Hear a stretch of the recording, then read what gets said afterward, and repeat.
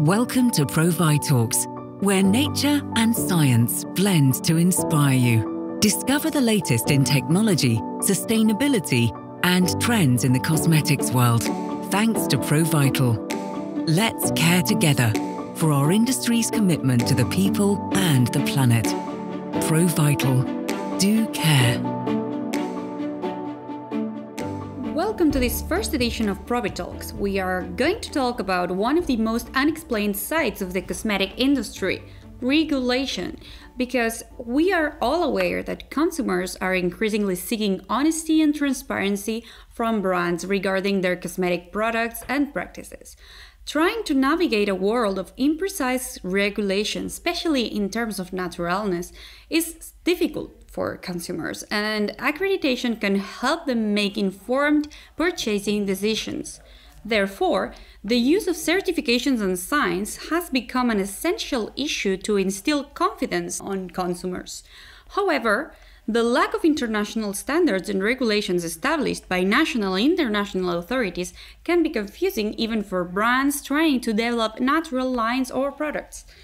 In order to tackle this, we have invited our greatest expert in cosmetics regulation, Lourdes Mayordomo.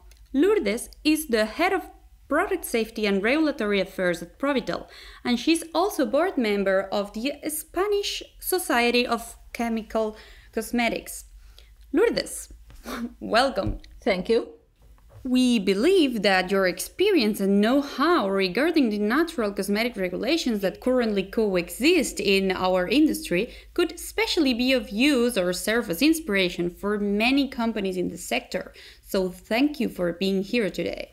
Thank you, all of you, for talk today, because I think that it will be very interesting for the sector of the cosmetic industry. We'd like to start today by trying to detangle this complicated world of the natural cosmetics regulation. For starters, is there an international recognized definition for a natural cosmetic product?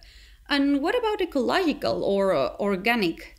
How exactly are these terms different from each other? The international regulation of cosmetics doesn't contain any definition about natural. For example, the European regulatory legislation for cosmetics doesn't include the definition of natural or ecological in the regulation. Exist private certification and standards that has their own definition and their own regulatory point of view, but in general the national regulation don't consider this question. There is some exception. For example, in South Korea there is a national certification performed by the national authorities of the government that covers the natural concept. But in general, the certification corresponds to the private standards. One of the attempts to have an international point of view of natural is the ISO 16128. This ISO is published by an international organism and covers the concept of natural, but is a voluntary standard that the companies decide to follow or not. The definition of natural and organic are different. Natural is any ingredient that comes from the nature, plants, animal or mineral origin, while ecological or organic is a part of the natural, in general for plants, and that has been obtained through the procedures of organic agriculture. So the term natural is wide. than organic. Organic is included between the natural ingredients, but obtained according to the procedures of organic agriculture. And from all these definitions and certifications you just mentioned, which ones would you say are best known or best valued all over the world? Could you tell us roughly the most important characteristics of each of the certifications behind these definitions? Well, as I said, there is not only one definition, so it has appeared several private certifications for natural and ecological products. One of the most recognized certification in cosmetics is Cosmos. It's the certification that is agreed with the Cosmos standard. In Europe, this certification has a high recognition, and there is a lot of cosmetics that follow these rules. According to Cosmos, it is possible to certify two kinds of final products, natural and organic. Organic are only for those ingredients that are coming from the rules of ecological and organic agriculture, and natural the rest of the ingredients.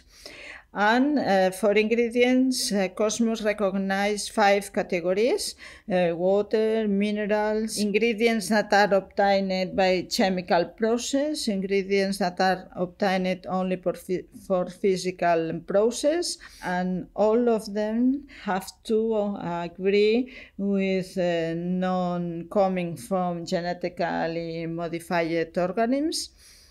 And regarding synthetics, they can be used only if they are present in a positive list. Other certification that has a higher recognition is NATRU.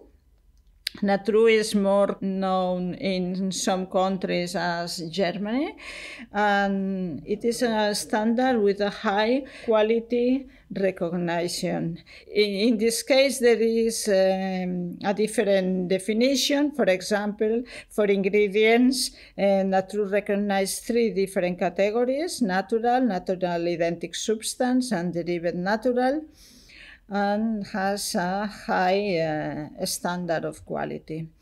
Other recognitions and certifications are coming from other countries. For example, in States, there is the USDA certification that has several categories of the cosmetic according to the percentage of organic present in the cosmetic. For example, from 100% organic to 70% of organic.